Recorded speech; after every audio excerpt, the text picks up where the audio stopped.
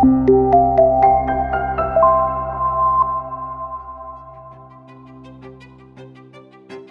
name is Manish Chaudhary, founder and CEO of Kahoot. I'm joined here with Rick from VersaCart.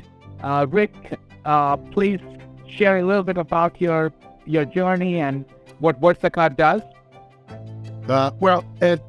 Companies actually, VersaCart is the product. Companies actually feel genuity. Been in business about 30 years or so. We started out with importing and distributing athletic footwear, believe it or not. So, and then gradually migrated to the mail order business, which of course turned into the e-commerce business. That's where we are now. Right. We first sold on Amazon about 20 years ago. So we've been dealing with Amazon for quite a long time. We started out with seller fulfilled, and then we went into the FBA program, which was good because we don't have to worry about the logistics and all of that. All we had to do was send in the product and let Amazon handle it. Over the years, however, it became very tedious because, especially lately, for example, the scheduling of pickups became very unpredictable. So sometimes they show up 2 days late, sometimes a week late, and then the delivery into, or the check-in, or the receiving into the fulfillment centers was also unpredictable. You don't know when they were going to receive it. We can't tell exactly when our inventory will be available online. So, and as a result, we've had to switch from FBA to SFP when we were out of inventory on the FBA side, and then we would have to cover that up with the SFP. Fortunately, we qualified for the SFP program, so that was a good thing. If you go back 10 years, the FBA was great, right? But soon after that, it just became progressively worse. Your goods are being shipped to different locations all the time. It was always in transit somewhere. The goods that you thought was delivered to a fulfillment center didn't end up actually being there. They were transported to some other location. So they have this thing on the FBA inventory where you see the in-transit stuff. So they were moving our inventory all over the place. And my problem with that is that that extra handling puts extra strain on the packaging, right? So all these, and we've had many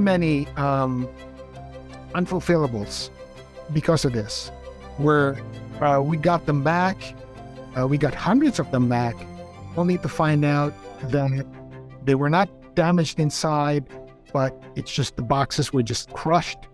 They weren't even sent out to customers. They were just being transferred between warehouses, and that extra handling, and they were just being thrown around. So there was one incident back in March where they lost a shipment. We had something like about 8 or 9 pallets that we sent out. That shipment was actually delayed. The pickup was delayed for about close to a month. And when they finally got it, it just disappeared. Nobody knew where it went. Nobody knew where it was. We were on seller support begging them to find this. It was a lot of stuff. I mean, 8, 9 skids, that's a lot of merchandise. Couldn't find it. I ended up having to go to the forum to ask for help. And fortunately, one of the moderators got in touch with me offline and gave me some advice. So I finally got a hold of somebody on the inside, and after like maybe a few weeks, they found the stuff. Oh, They didn't know where it's been. It just appeared. oh, So that was when we started. We decided to start looking for a 3PL provider, because we didn't want that kind of a problem.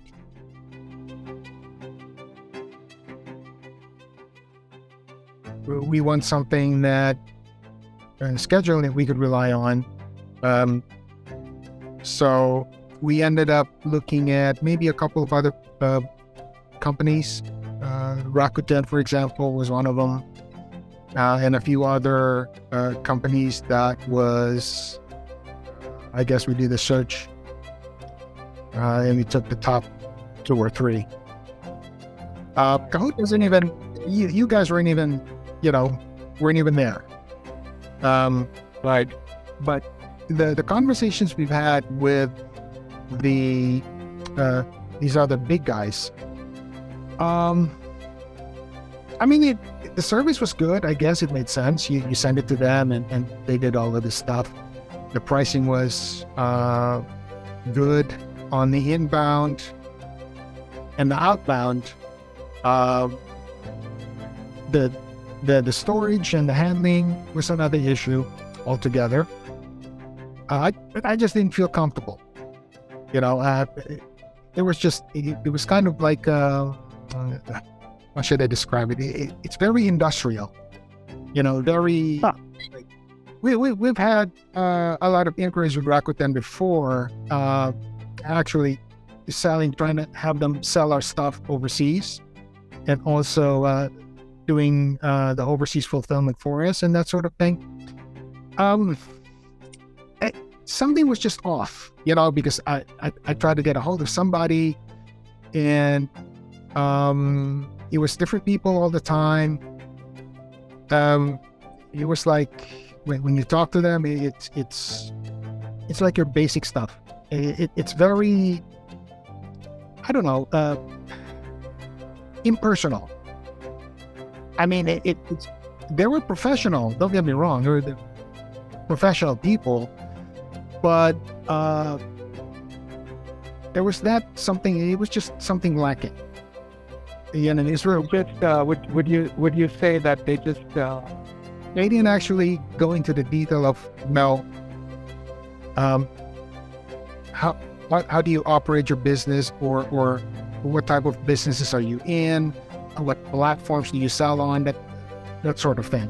So they weren't really that I should say inquisitive about our business. So it was like we had to sort of adjust to their business model. Well, I was looking through my emails one day, and I subscribed to this Amazon Seller News feed, and there was a blurb about 3PL, and there was something about Kahoot. I said, "Oh, that's a cute name," like thieves in cahoots with each other, something like that. So I clicked on it, read about it, said, "Oh, okay." I went to the website. It was a clean website, nice. I said, "Well, what do we have to lose, right?" So I click on the contact, and I got a response immediately. And then she asked about what type of business do we have. She got a little bit more detail on what we do, and that's when I was connected to you. And of course, one thing that struck me about our conversation was that, yes, you talked about the service that Kahoot offers, but then you went a little further and asked about our business. You went into the question of what we were doing, what the product is, and all of that sort of thing. It was I believe it was early in October when we started talking. And then a week later, we had the documentation, all the agreements that you had drawn up, and we went over. And then after that was signed, around the middle of, I would say, middle of October, we started the onboarding process, which was relatively easy. You look at the videos, and then you have some sort of a quiz after the video to make sure that you actually got the points. You understood the content of the video. So that was relatively easy. Of course, we had the first, I think, 3 or 4 shipments ready while we were doing this, so that by the time the onboarding was completed and we were getting ready to do our first inbounds, the freight was already done. So, and this was right after the onboarding process, we were all set to go.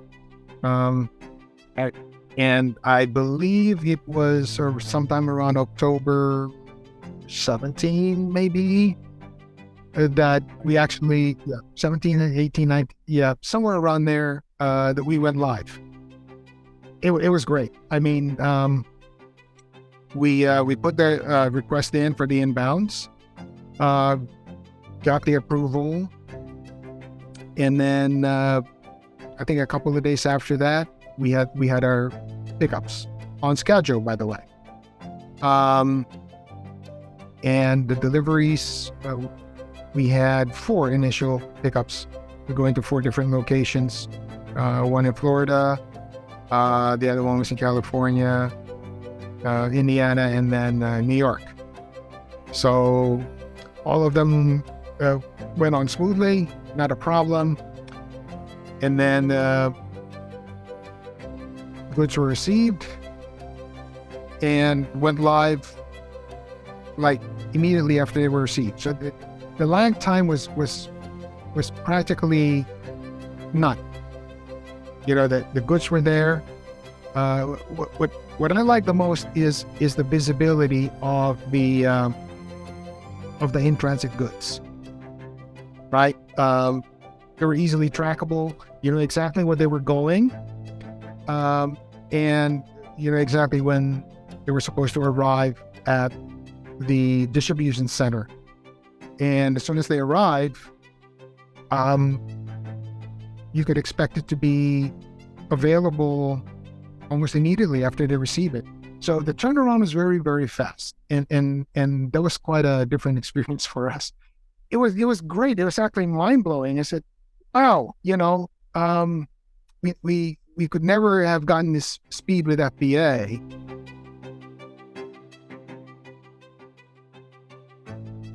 Couple seconds, I go to my dashboard. I looked at the inventory, and I see the warehouse locations. I see exactly what they have, and I don't even have to reconcile it because it matches up with what we have, because we record this every day, right? We do our own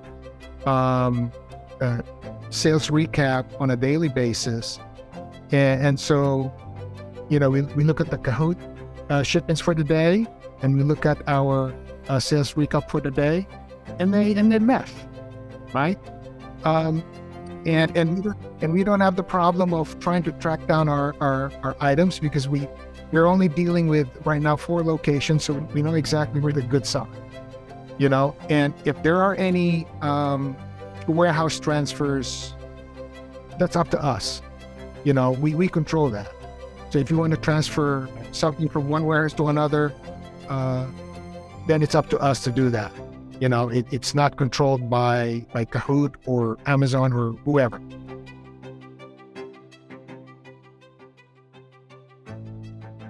The first few days before I left, of course, we were already online, and I could get a feel of of how Kahoot was working for us. So I really didn't have any sort of fear or trepidation or anything like that leaving, because I know my stuff was in good hands. I could see that first week the attention was there. I mean, the team was great, by the way. You know, the onboarding team and the fulfillment team. It's just fantastic. Of course, the first few days, nothing is smooth when you go live, right? You think everything's perfect, but everybody has different issues. Every company has different issues that come up. And the great thing was I could just click on the support, generate a ticket, and like minutes after that, I get a response from the support team. Or at that time, I was able to give I think Jeremy and Rob a call if something was that urgent, and they were available to me if I had some issues that needed their attention, and then that was the best thing. So by the time I left, all of this major stuff was all ironed out. So I had a very high confidence when I left for the trip that everything will be okay. I mean, I still kept track of the activities in Kahoot. I had my dashboard on during the trip, so I could see what was going on. And I still managed to fire off a couple of support tickets here and there. And you know, even if the time was quite different, but the team was there. You know, they were always there, and they're still there up till now. Everybody's there to support, to answer questions, to take care of issues. I mean, the support is just phenomenal on a personal level too, right? It's not like this generic stuff like when you contact Amazon seller support, you get this boilerplate response, etc., etc. Now this one is personal. Like they're like everybody's involved and concerned about your success. So you know, right now that makes me happy. Because of Kahoot, I was able to make this trip and explore other business opportunities, right? And that was the major thing. Forget about the cost, but just the fact that after years of being with FBA, I actually found time to make a trip overseas to look for to seek out another business opportunity. All of this I was able to do because Kahoot freed up time for me, right? We didn't have to worry about all of this stuff, the inventory, the logistics, the storage, and all of that stuff. You didn't have to worry about it. The only thing I had to do was monitor my dashboard just to see what's going on, if there's anything unusual, if there was an issue. Support was there. Other than that, you know, I have to say I'm thankful that I found you guys. Oh, totally expensive. Yeah. My budget, actually. No. Well, quite frankly, right now we're still trying to compare the cost because we've only been using Kahoot for about a month, right? A month and a half. So we're still compiling data, figures, etc. But from what we're seeing, our costs are actually going down. They're trending down compared to FBA. All right, and I suspect that maybe after by the end of this month, it should be where we want it to be, as we have discussed before. Right. So In fact, the most recent data, that the last week worth of data, it already supports a cost that's marked definitely lower than well, as I told you before, the first few times that we spoke, that if Kahoot could at least match what I'm spending on FBA, I'm a client, right? Because for me, for Kahoot to even match our cost, our FBA cost, we'd still end up ahead, because we don't have to deal with all of this issues and anxieties that we do have with FBA. It will be just as you said it was going to be, cost-wise. We would come out way ahead. But like I said, even if we broke even with FBA, we're still ahead. Just because we don't have this headache. I have a lot of free time to do other things and to focus on other stuff. That makes me so happy, because my team is going to be delighted to hear that we have impacted your life, not only your business. And Yes. we are very thankful to you for that, Rick.